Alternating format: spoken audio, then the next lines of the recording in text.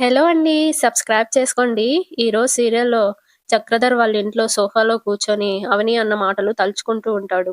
"నువ్విచ్చే డబ్బుకి ఒక 100 కలిపి నీకే నేనిస్తున్నాను. నువ్వే మా ఇంటికొచ్చి మా అమ్మ నీ భార్య అని అందరి ముందు ఒప్పుకో" అనంటదిగా. ఆ మాటలు తలుచుకొని, ఆ తల్లి కూతుళ్ళు నన్ను టార్చర్ పెట్టకుండా ఎలా వదిలించుకోవాలి అని అనుకుంటూ ఉంటాడు.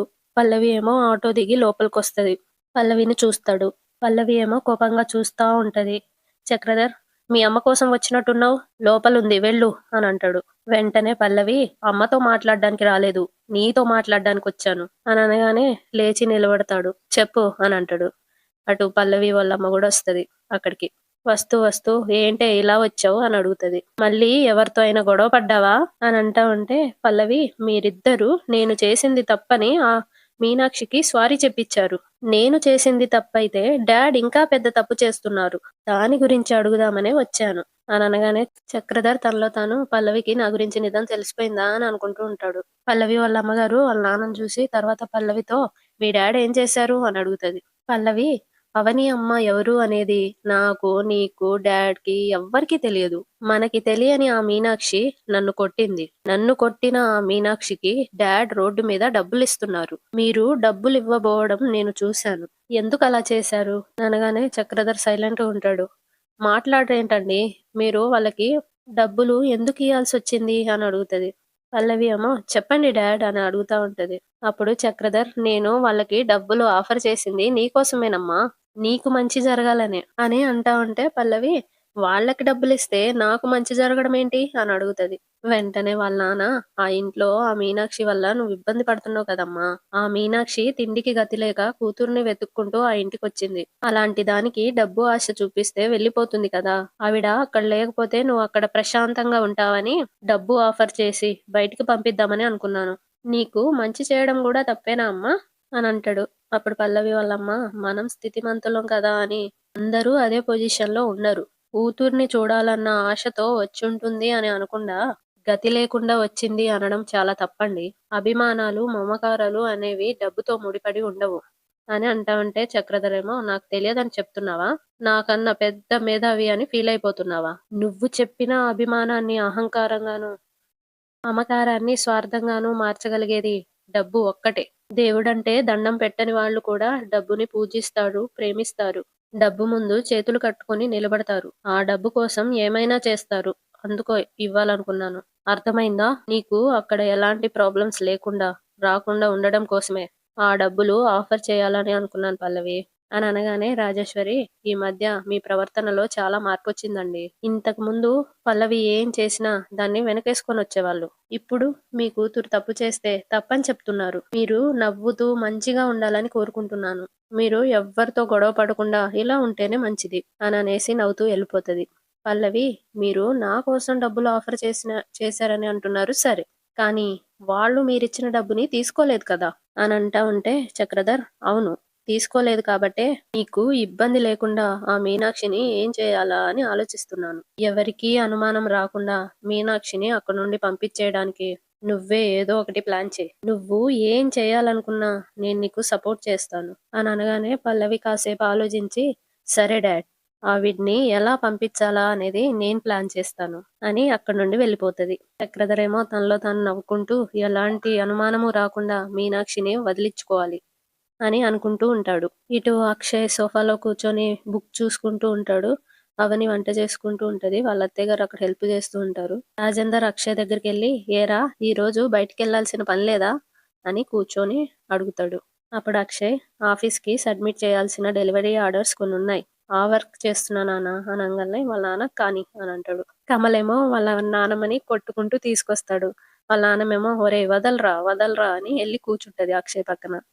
కమల్, నాన్న మనం స్వీట్స్ ఇవ్వట్లేదని మనకెవ్వరికీ తెలియకుండా తన గదిలో తేనె సీసా దాచుకొని ఈ ముసల్ది తేనె తాగుతుంది నాన్న అని అనగానే వాళ్ళ నానమ్మ, తేనె తాగితే ముఖంలో గ్లో వస్తుందని రోజుకో స్పూన్ తాగుతున్నానురా అని అంటది. అప్పుడు కమల్, ఈ వయసులో నీకు ఫేస్‌లో గ్లో, గ్లామరు అవసరమా? తేనె తాగితే నీ ఒంట్లో షుగర్ పెరుగుతుందే ముసల్దానా అని అంటా ఉంటే అక్షయ్ వాళ్ళు నవ్వుతా ఉంటారు. పల్లవి ఆటో దిగి వస్తది. తన రూమ్‌లోకి వెళ్తా ఉంటే కమల్ క్లాప్స్ కొట్టి, హలో ఎక్కడికెళ్లారు తమరు అని అడుగుతాడు. పల్లవి ఏమో మా ఇంటికెళ్ళాను అనగానే, ఎందుకో? మళ్ళీ డబ్బులడిగి తెచ్చుకోడానికా? అని అంటా ఉంటే, కాదు మా అమ్మని చూడ్డానికెళ్ళాను అనగానే కమల్ అబ్బో! అన్నట్టు ఫేస్ పెడతాడు. ఒకతను కారు దిగి లోపలికొచ్చి, ఏవండీ అనంటే రాజేందర్ రండి కూర్చోండి అనంటాడు. అప్పుడతను నాకంత టైం లేదు. అర్జెంట్ పనుంది అని అనగానే, అవని ఇంక వాళ్ళ అత్తగారు ఎవరో అబ్బాయిని చూస్తూ వస్తారక్కడికి. మీనాక్షి కూడా వస్తా ఉంటది. శ్రేయ ఇక కమల్ కూడా వచ్చేస్తారు. అతనేమో అద్దె డబ్బులిస్తే తీసుకెళ్దామని వచ్చాను అని అనగానే రాజేంద్ర అవనితో అద్దె డబ్బుల కోసం వచ్చారమ్మా అని అంటాడు. అప్పుడు అవని అలాగే మావయ్య గారు అని లోపలికెళ్తా ఉంటే, అతను నిన్న ఇటువైపు వెళ్తా ఉంటే ఇంటి బయట ఎవరో బట్టలారేస్తూ కనిపించారు. ఎవరావిడ? మీ చుట్టమా? అని అడుగుతాడు. అప్పుడు అక్షయ్ మా అత్తయ్య గారండి అని అంటాడు. ఓహో! ఎన్ని రోజులుంటారో అని అనగానే అవని మా అమ్మ మాతోనే ఉంటుందండి అని అంటది.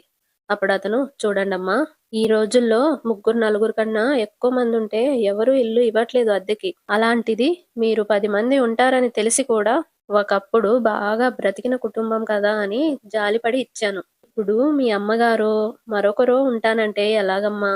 ఇది ఇల్లనుకుంటున్నారా? సత్రం అనుకుంటున్నారా? అంటాడు. పల్లవి ఏమో మీ అమ్మగారిని పంపించేయమని చెప్తే నీకంత కోపమొచ్చింది. నా మాట వినుంటే ఆయన చేత ఈ మాట అనిపించుకోవాల్సిన పరిస్థితి వచ్చుండేదే కాదు కదా! అని అనగానే అవని అలా అంటున్నారేంటండి? మనుషులన్న తర్వాత అయిన వాళ్ళు బంధువులు ఉంటూ ఉంటారు కదా! అని అనగానే అతను ఉండరు అని అనట్లేదమ్మా. వచ్చిన వాళ్ళు చుట్టపు చూపుగా ఒక రోజో, ఒక పూటో ఉండిపోతే పర్వాలేదు గానీ పర్మనెంట్‌గా మీతో పాటే ఉంచుకుంటాను అంటే ఎలా కుదురుతుంది? మందెక్కువైతే మజ్జిగ పలచబడొచ్చు. మనుషులెక్కువైతే ఇల్లు పాడవుద్దన్న విషయం నీకు తెలియదా? ఒక మనిషి ఎక్స్‌ట్రాగా మీతో ఉంటున్నారు కాబట్టి అద్దె ఎక్స్‌ట్రా 2000 ఇవ్వాలి అని అనగానే అవని ఫోన్ తీసుకొని డబ్బులు పంపిస్తది. మీ అకౌంట్‌కి రెంట్ డబ్బులతో పాటు 2000 కలిపి 12,000 సెండ్ చేశాను. ఒకసారి చూసుకోండి అనంటది. అతను చూసుకొని సరేనమ్మా వస్తాను అని వెళ్ళిపోతాడు. ఇదంతా మీనాక్షి చాటుగా విని బాధపడతా ఉంటది.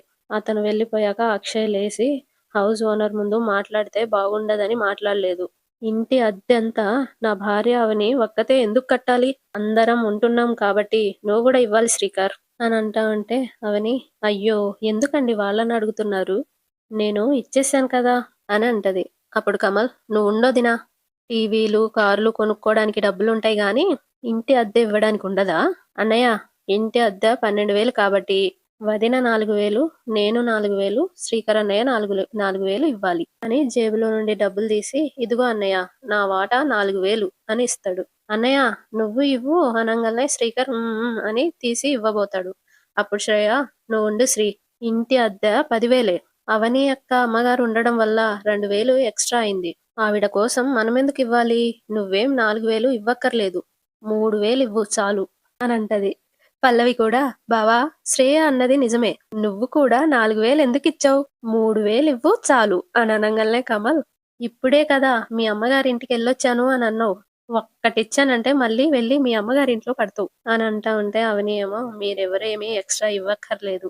ఇంటి అద్దె కూడా ఇవ్వక్కర్లేదు. ఇంటి అద్దె కట్టే బాధ్యత నాది అని అంటా ఉంటే అక్షయ్ ఏమో బాధ్యత అందరికీ ఉండాలవని.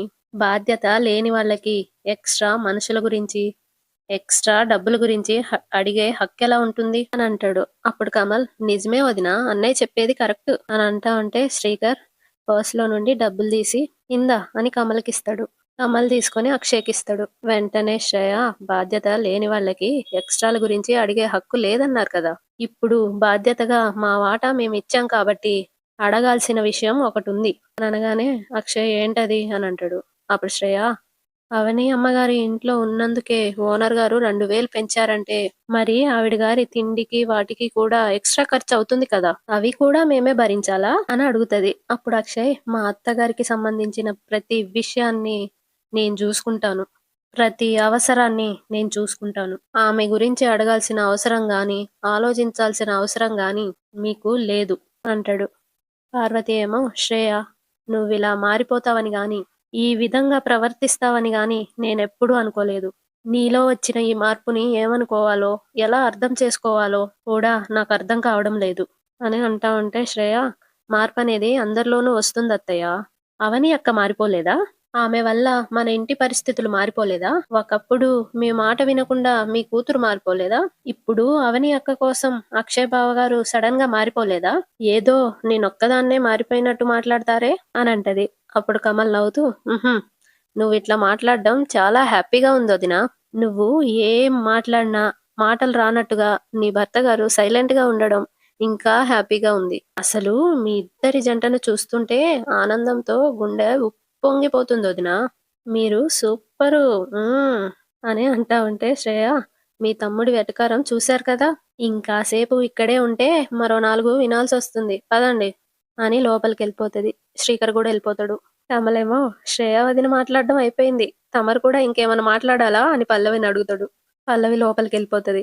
అవని ఏమో మీరు అద్దె డబ్బులివ్వమని వాళ్ళనెందుకు అడిగారండి అనంటది. అప్పుడు అక్షయ్ అడిగితే తప్పు కాదు. అడక్కపోతే తప్పవుతుంది అని అంటా ఉంటే కమల్ అవునొదినా నాన్న మనందరం కలిసుండాలని కోరుకుంటున్నారు కాబట్టి వాళ్ళ ఎక్స్‌ట్రాలను భరిస్తూ చాలా వాటికి కాంప్రమైజ్ అవ్వుకోవాల్సొస్తుంది. లేకపోతే అన్నయ్య రియాక్షను, నా రియాక్షను వేరే విధంగా ఉండేది. ఏయ్! నువ్వేం మాట్లాడవేంటే ముసలి అని వాళ్ళ నానమ్మని అడుగుతాడు. ఏం మాట్లాడాలిరా? వాళ్ళన్న మాటలన్నీ అవని అమ్మగారు వింటే ఎంత బాధపడుతుంది? దాని గురించే ఆలోచిస్తున్నాను. అది విని అవని వాళ్ళ అమ్మగారు ఏడుస్తూ లోపలికెళ్ళిపోతది. ఇగ నైట్ శ్రేయ ఇంకా శ్రీకర్ వాళ్ళ రూమ్‌లో కూర్చొనుంటారు. శ్రీకర్ ఏమో ల్యాప్‌టాప్‌లో వర్క్ జేసుకుంటూ ఉంటాడు. శ్రేయ కోపంగా ఆలోచిస్తూ ఉంటది. శ్రీకర్ చూసి ఏంటంత కోపంగున్నావు అని అడుగుతాడు. వెంటనే శ్రేయ ల్యాప్‌టాప్ మూసేసి టీవీ కొన్నావు. కొనగానే సరిపోదు కదా! కేబుల్ కనెక్షన్లు, బిల్లులు, ఓటీటీ కనెక్షన్ ఛార్జీలు కట్టాలి కదా! అని అనగానే శ్రీకర్ తప్పదుగా మరి అని అంటాడు. అప్పుడు శ్రేయ ఇప్పుడు కార్ కొనుక్కుంటున్నాం. దానికి కూడా పెట్రోలు, సర్వీసులు ఉంటాయి కదా! అని అంటా ఉంటే శ్రీకర్ అది కూడా తప్పదు గదా! అని అంటాడు. మరి మనకన్ని ఖర్చులు పెరుగుతున్నప్పుడు ఇంటి అద్దె డబ్బులు ఎందుకిచ్చావు? అన్నీ అడగ్గానే ఇచ్చేయడమేనా? అని అనగానే శ్రీకర్ టీవీలకి, కార్లకి ఖర్చులు పెరుగుతున్నప్పుడు ఇంటి అద్దె కోసం ఇవ్వడంలో తప్పేంటి? మనం కూడా ఈ ఇంట్లోనే ఉంటున్నాం కదా! అని అనగానే శ్రేయ ఈరోజు అద్దె డబ్బులు అడిగారు. రేపు తింటున్న దానికి కూడా అడుగుతారు. ఇచ్చేస్తావా? అలా అన్నిటికి ఇవ్వాలి అనుకుంటే ఇంట్లో ఉండేదానికి, లాడ్జ్‌లో ఉండేదానికి తేడా ఏంటి? అని అనగానే శ్రీకర్ ఒకప్పుడు ఎవ్వరూ ఏమీ అడగలేదు. ఇప్పుడు పరిస్థితులు మారాయి కాబట్టి అడిగారు. అది అర్థం చేసుకోకుండా మరీ ఎక్స్‌ట్రీమ్‌గా ఆలోచించకు నువ్వు అని అంటాడు. అప్పుడు శ్రేయ ఆలోచించాలి. ఆలోచించాల్సిన అవసరం కూడా ఉంది. ఇలా అన్నీ అడిగిచ్చుకుంటూ, అన్నిటికి అడ్జస్ట్ అవుతూ ఉంటే, అది జైలవుతుందే తప్ప మనం కోరుకుంటున్న లైఫ్ అవ్వదు. మన లైఫ్ మనం కోరుకున్నట్టు ఉండాలంటే, మనం ఇలా ఉండకూడదు. అందుకు ఏం చేయాలా అనేది నేను ఆలోచిస్తాను అని అక్కడి నుండి ఎళ్ళిపోతది. శ్రీకరేమో శ్రేయ అని పిలుస్తా ఉంటాడు.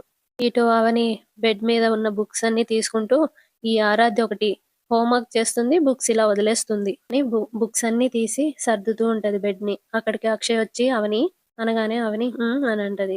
మీ అమ్మగారు భోంచేశారా? అని అడుగుతాడు. అవని చేశారండి అని అంటది. రేపు బీపీ మిషన్ తీసుకొస్తాను. మొన్న జరిగినట్టు రోజు జరగకుండా రోజు బీపీ చెక్ జెయి అని అంటాడు అవనితో. అవని అలా చూస్తూ ఉండిపోతది. అప్పుడు అక్షయ్ మాట్లాడకుండా ఏంటలా చూస్తున్నావు అని అడుగుతాడు. అప్పుడు అవని నవ్వుతూ మొన్నటి వరకు మీరు నా గురించి పట్టించుకునే వాళ్ళే కాదు.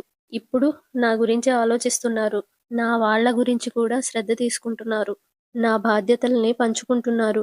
తెలుసుకుంటున్నారు. నన్ను ప్రేమగా చూసుకుంటున్నారు. నేను చేసే వాటిని సమర్థిస్తున్నారు. ఆ ఆనందంలో నాకు మాటలు రావడం లేదండి. అంటా ఉంటే అక్షయ్ నిన్ను అర్థం చేసుకోకుండా నిన్ను కష్టపెట్టాను. నువ్వు ఎలాంటి దానివో తెలిసి కూడా నిన్ను బాధపెట్టాను. ఇంకా చాలా చాలా చేశాను. అందుకు సిగ్గుపడుతున్నాను అవని అని అంటాడు. అప్పుడు అవని అయ్యో!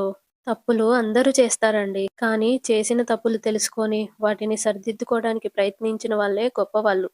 మీలాగా తప్పు చేశారని మీరు బాధపడుతున్నారు. కానీ నేనే తప్పు చేయకుండానే మనకిలాంటి పరిస్థితొచ్చింది. దానికి నేనే కారణమైనందుకు నాకు చాలా బాధగా ఉందండి. మీ చేత బిజినెస్ పెట్టిచ్చి మళ్ళీ మిమ్మల్ని గొప్ప స్థాయిలో చూడాలని ఆశపడ్డానండి. అందుకే మీకు చెప్పకుండా ఇంటి కాగితాలు వడ్డీ వ్యాపారి దగ్గర పెట్టి డబ్బులు తీసుకున్నాను. ఇలా నేనమ్మేసినట్టుగా దొంగ సంతకాలు చూపిచ్చి, వాడు నన్ను మోసం చేశాడండి అనంటది. అప్పుడు అక్షయ్ జరిగిన దాంట్లో నీ తప్పేం లేదని అర్థం చేసుకున్నాను కాబట్టి, ఆ రోజు నిన్ను లాయర్ దగ్గరికి తీసుకెళ్ళి మాట్లాడాను. ఇంతకు ముందు వరకు నువ్వు తప్పు చేయలేదని మాకు తెలియడానికి ఒంటరి పోరాటం చేసేదానివి. ఇప్పుడు నువ్వు తప్పు చేయలేదని చెప్పడానికి నీకు నేను తోడుగా ఉన్నాను అని అంటాడు. అంతటితో ఈ రోజు ఎపిసోడ్ అయిపోతది.